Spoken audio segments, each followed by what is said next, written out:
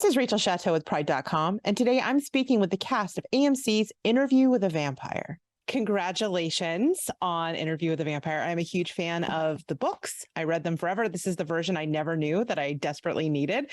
So I'm super excited for people to see it.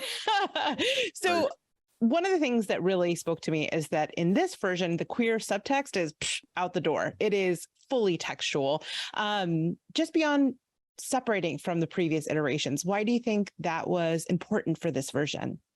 I mean, it's funny when we talk about subtext because, you know, like I was also a fan of the books previous to being a part of it. And I can see why there, particularly in the first book, that it could be considered subtext. But I really feel like, especially from the second book or even the second half of the first book, it's really text. Yeah. And so I feel like it wouldn't be Anne Rice's Interview with the Vampire or Anne Rice's universe or Vampire Chronicles if that, you know, wasn't properly dealt with and addressed, you know, and as soon as you get through the fact that they're in a romantic relationship and that they love each other very deeply, then you get to really look at what the hell this relationship was about, what's the nuance and the complexities of it, because it's not as straightforward.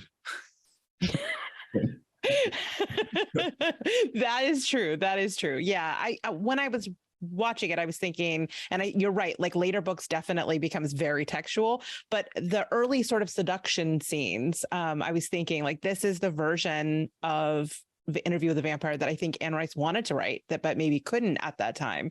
So I think it really pushes the story forward in a way that feels really modern. And, you know, you guys have incredible chemistry. It hinges on that. Can you talk a little bit about how you guys, you know, built that kind of connection? It's really difficult to talk. I find it so difficult to talk about chemistry kind of because me and Sam like each other. Yeah. I think, you know, like we're very similar in a lot of ways. And that was a big relief. It's a very bizarre job to do when you're doing it because you're shooting entirely at night. You have sort of amazing costumes and contact lenses and accents and teeth and blood and you know, like the scenes, while they feel very, they have a flow to them, there's a lot of splitting up while we do it because, you know, got to have special effects come in or the blood come in or like, you know, we're on a rig of some kind. And so, you know, it's a weird experience. And we also have this extraordinary dialogue to say as well.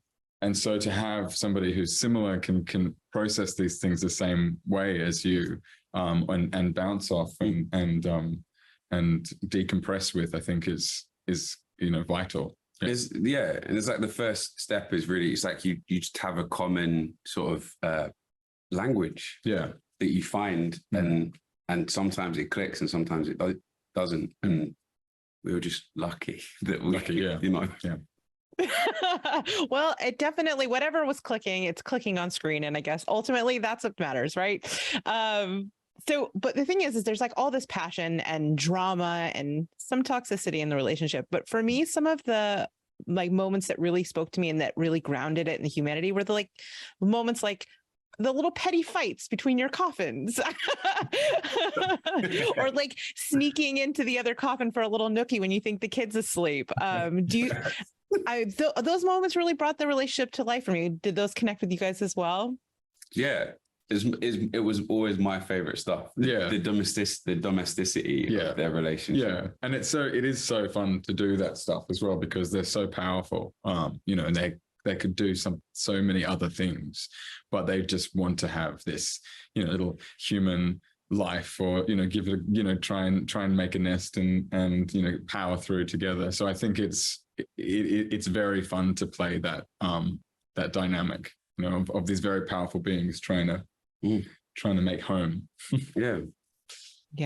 And there's so much despair and darkness in the story as well. And it's really nice to have those.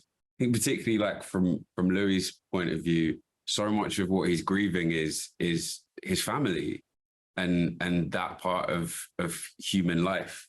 And he really wants to sort of rebuild a version of that with Lestat and with Claudia.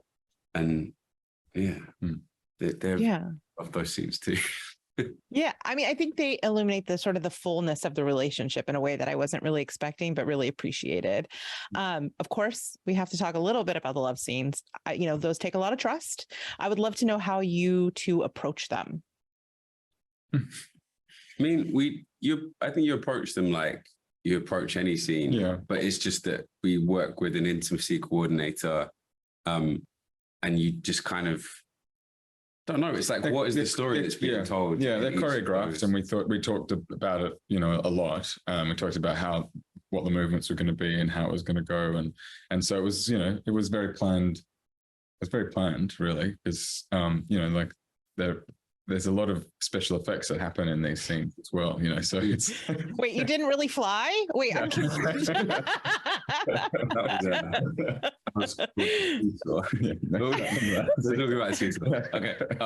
No, but even in that the first scene, when the first love scene in the first episode, we did talk a lot about what are the beats? Yeah. What are the emotional beats? We wanted to have a moment where there's you see them smile at each other, that it's not just this this burst of tortured energy turning into something, that it's also these two are really attracted to each other, and they're really this is an exciting thing and a promising thing for their relationship. It's it's all of the promise is there in that moment, and we wanted to make sure that that's what that scene was, what that scene was about, even though obviously Lestat's coming at it from a slightly different angle because